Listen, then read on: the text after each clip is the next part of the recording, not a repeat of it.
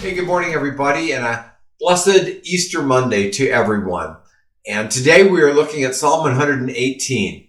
And Pastor Bill yesterday shared with you that Psalm 118 contains the center middle verses of the Bible.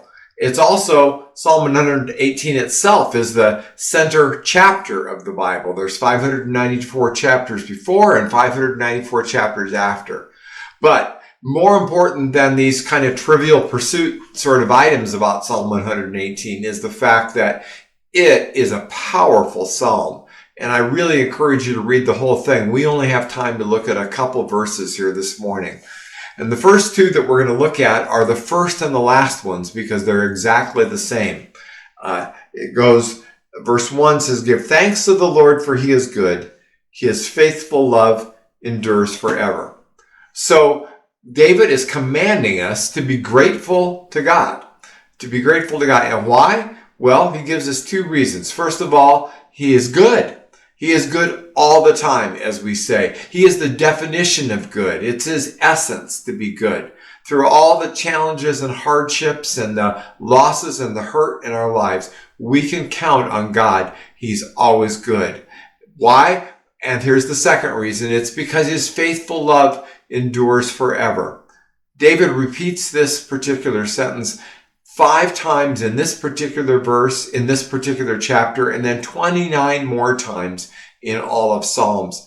And these two Psalms, these two verses together have sort of a rhythmic character to them in such a way that I really encourage you to memorize them. It's an easy verse to memorize. Give thanks to the Lord, for he is good.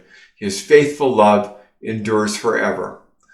You can start the morning with it. The first thing when you wake up, set in motion thanksgiving, acknowledging God's goodness and that he's faithful with his love and that it'll never be ever removed from us.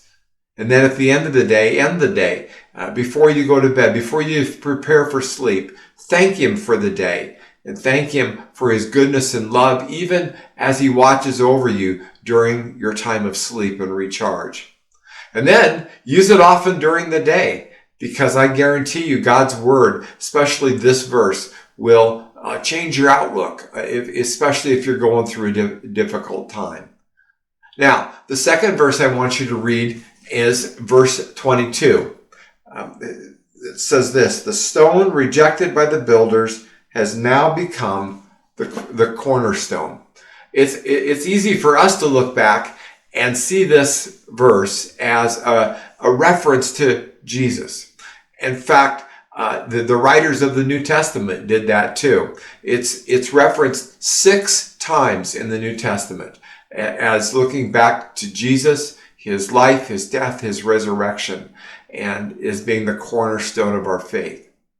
And finally, verse 24, one maybe you have already memorized. It says, "This is the day that the Lord has made. We will rejoice and be glad in it." This verse reminds me that life is way too short and way too precious and too much of a gift from God to waste it in ingratitude. I know that we all have experiences in our life where sometimes we call them defining moments or reality checks where there's a huge loss or a close call or maybe just an overwhelming experience of God's love in your life.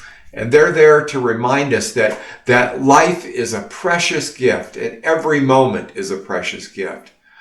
And our physical life and our relationship with God they're not rights. They're pure gifts. And we can't take them for granted, not even for a second.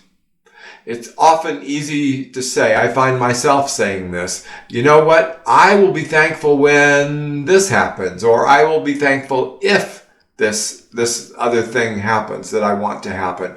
And David reminds us just the opposite. He says, no, he says, this is the day, this is the moment that the Lord has made, and we will rejoice and be glad in it.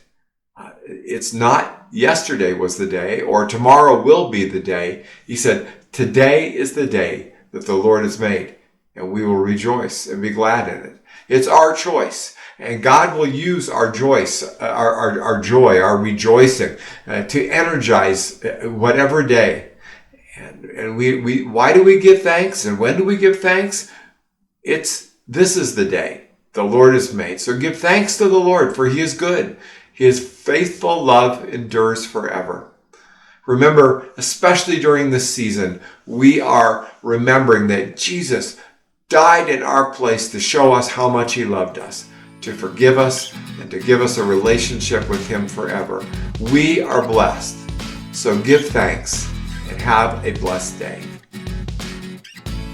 If these devotional videos are helpful to you, subscribe to our channel and click the notification button so you know when we post a new video. And of course, please share them with others.